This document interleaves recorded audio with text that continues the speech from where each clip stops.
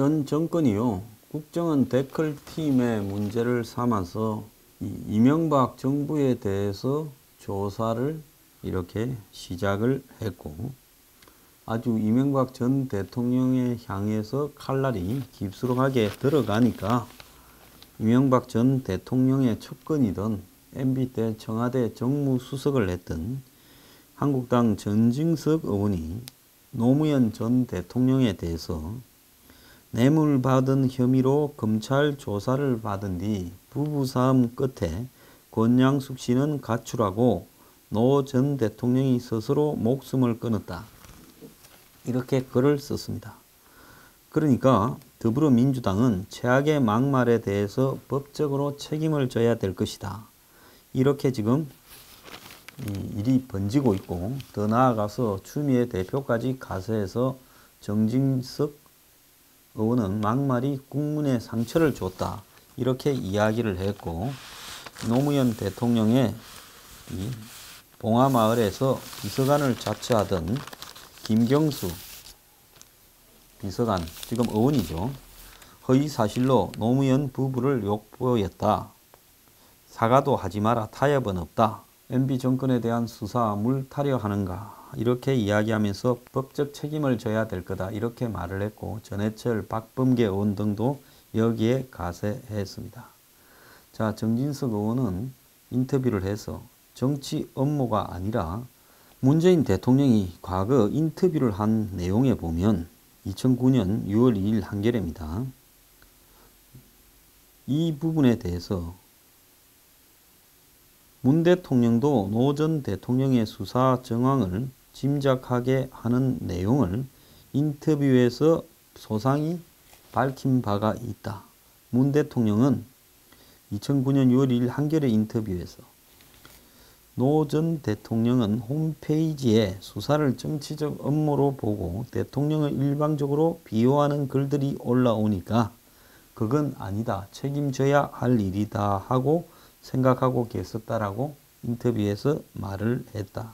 그러면서 2010년 연말쯤에 당시 문재인 현 대통령의 요청으로 광화문의 한 식당에서 점심을 함께 한 적이 있었고, 그 자리에서 문 대통령은 봉화마을 조성과 관련해서 정부의 협조를 요청했고, 이를 보고받은 이명박 대통령이 지원을 지시했다, 이렇게 말을 했습니다. 그럼 이 말의 요지는 정치 보복으로 노무현 대통령을 돌아가게 했다면 왜 이런 부탁을 하고 또 들어주고 이랬겠느냐, 이런 이야기겠죠. 자, 이 논란이 지금 끝도 없이 확산되고 있는데요. 자, 한국당은 여기에 대해서 발끈하고 이야기를 하고 있습니다. 이번 논란의 본질은 문재인 정부의 정치 보복이다. 국민적 의혹을 해소하기 위해 재수사가 필요하다. 그리고 장제원 의원은 페이스북에 노무현 대통령의 노자만 꺼내면 용서할 수 없는 역사의 죄를 지은 양 발끈하고 벌떼처럼 들고 일어나는데 노무현 대통령은 성역인가? 이제 그만하자, 이렇게 말을 했습니다.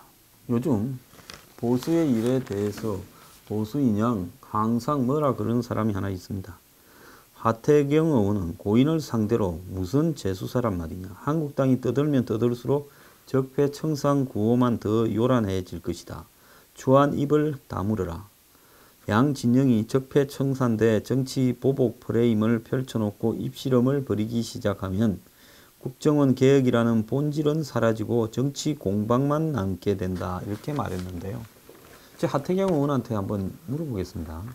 하태경 의원이 이 주사파로 이렇게 활동을 하다가 전향을 해서 뉴라이터가 되고 또 이 중국에서도 일도 하고 할 때 여러 가지로 이 회사하고 알만한 일도 좀 있지 않았습니까?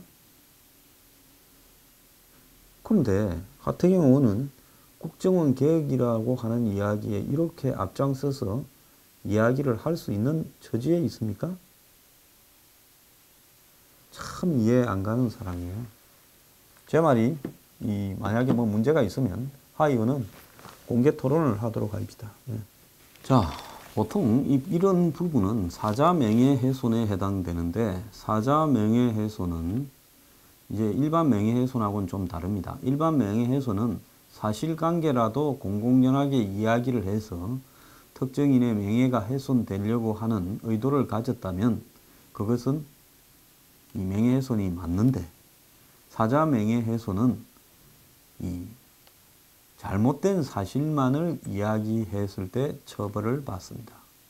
몇 년 전에 조현오 경찰청장이 그에게 무슨 차명 계좌 이야기를 경찰 교육대 이야기를 하다가 대법원까지 가서 징역 8개월을 선고받고 이렇게 옥고를 치른 바가 있습니다. 노무현 대통령의 차명 계좌 이야기를 했죠. 그 부분은 조현오 경찰청장이 차명 계좌라는 부분에 대해서 입증을 하는데 실패했기 때문입니다. 그러면 이번에 정진석 의원이 이렇게 말을 한 부분, 즉 핵심은 뭡니까? 부부싸움을 해서 이렇게 지금 자살에 이르게 됐다. 이런 부분에는 이제 부부싸움을 했는가 하지 않았는가라는 부분이 자살에 중요한 영향을 미쳤나 미치지 않았는가, 이렇게 조사를 해야 사실관계가 규명이 될 거라고 보는데요. 그건 왜 그런가 하면 이미 고소 고발이 들어간 것 같습니다. 노무현 재단에서는 오늘 정진석 의원을 검찰에 고발을 한다고 합니다.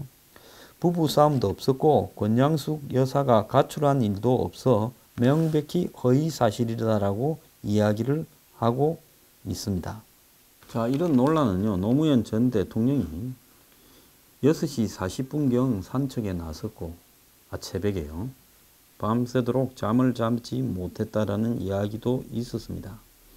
그리고 6시 50분에 부흥이 바위에서 투신했고, 그리고 7시 5분에 근처 병원으로 후송이 되었는데 사태가 심각하다 해서 부산대 병원으로 갔지요.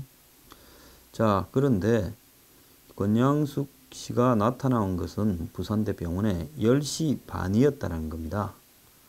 그러니까 이 노무현 대통령의 이 사망으로 확정되고도 한참 이후에 이렇게 도착을 했고 시신을 확인한 후 혼절을 했다는 겁니다. 자, 그러면 이 노무현 대통령이 투신 자살을 했다면 7시쯤에 버선발 차림으로 이렇게 구급차에 동행을 하거나 이렇게 따라와야 될 건데 어떻게 10시 반에 이렇게 도착할 수 있느냐. 정상적이라면 8시 반에는 도착을 해야 되는 거 아니냐. 자, 이 부분에 대한 어떤 여러 가지 문제 제기가 있었고, 그래서 뭐 한 언론이 취재를 했는데 익명을 요구한 사람의 그 취재에 응한 내용에서 밤새도록 싸웠고 그리고 새벽에 나갔고 이런 이야기들이 있었습니다. 이 일의 사실관계는 누구도 알 수 없는 부분입니다. 당사자들만 아는 부분인데요. 권양숙 씨가 노 대통령 죽음 이후에도 상당히 늦게 도착했기 때문에 이런 문제가 제기되었던 부분입니다. 자, 여러 가지 정황으로 봤을 때 저는 정진석 의원이 이 문제를 내건 어떤 시점은 MB에 대한 어떤 이 정권의 보복이 시작되는 시점에서 말을 끄집어냈다. 이런 점에서 봤을 때 친이 진영의 문재인 정부에 대한 공격에 대한 방어용이라고 이렇게 보는 점에서 이런 논란이 적절한 부분은 아니었다라고는 봅니다. 그렇지만은 이런 어떤 부분조차도 말을 할 수 없다라는 부분이라면 도대체 이 전직 대통령에 대해서는 좋은 이야기만 하고 언론에도 보도되었던 이런 류의 이야기조차도 하게 되면 그것이 일종의 그분을 왜곡되게 만드는 것이고 폄하하고 모욕을 주는 것인가. 이런 부분으로 봤을 때요. 정말로 이해가지 않는 부분이 많습니다. 우리 사회에요. 지금 진보라고 하는 자들이 성역을 만들고 있는데요. 저는 이 성역이라고 하는 것은 현대 사회에서 어디에도 없어야 된다고 보고 있습니다. 자, 지금 촛불혁명이 만든 문재인 정부라고 문재인 대통령이 이번에 세계 시민상을 받는 데서도 그 이야기를 했습니다.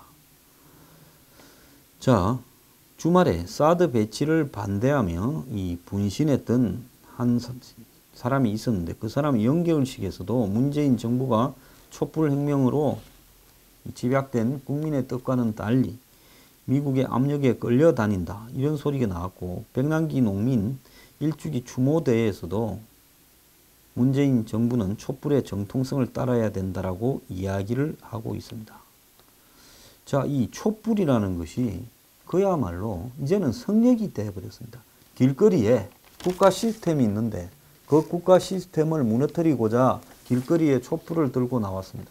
국가 시스템은 썩었고 부패하고 무능했다라고 이야기를 하고 촛불을 들어서 그 촛불을 든 시위에 굴복을 해서 탄핵이 되고 처벌이 된다면 그런 어떤 부분에서 촛불은 한마디로 누구도 넘볼 수 없는 절대적인 도덕과 권력을 가진 최고의 선이 되어버리고 나머지 부분은 다 악이 되어버리는 부분입니까?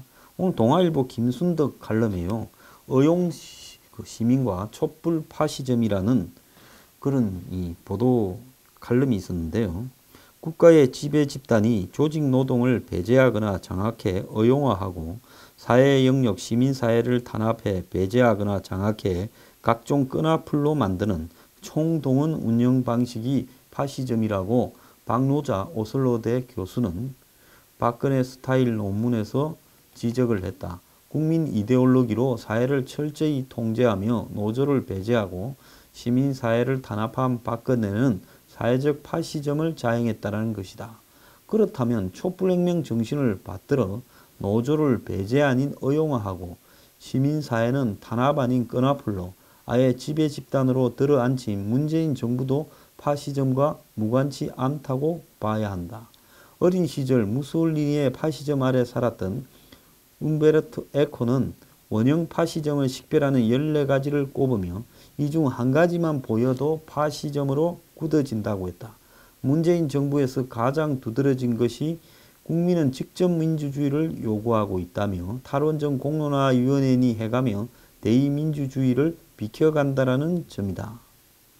특히 의용 진보 지식인을 자임한 유시민 작가를 본받았는지 의용 시민을 자처하는 사람들이 야권이든 여권이든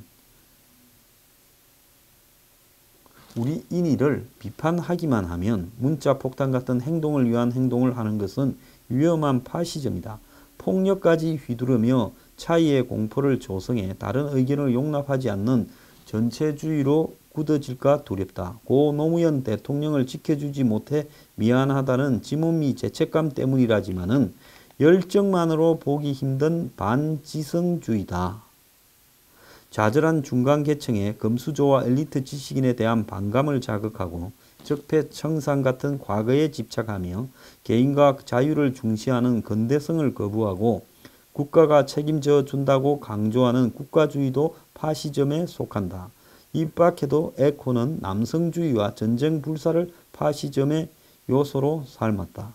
핵미사일을 거의 완성한 김정은 앞에서 타겟민 청와대 행정관을 빼곤 남성주의와 거리가 있는 문재인 정부가 평화를 외치는 현실을 감사해야 할 것인가.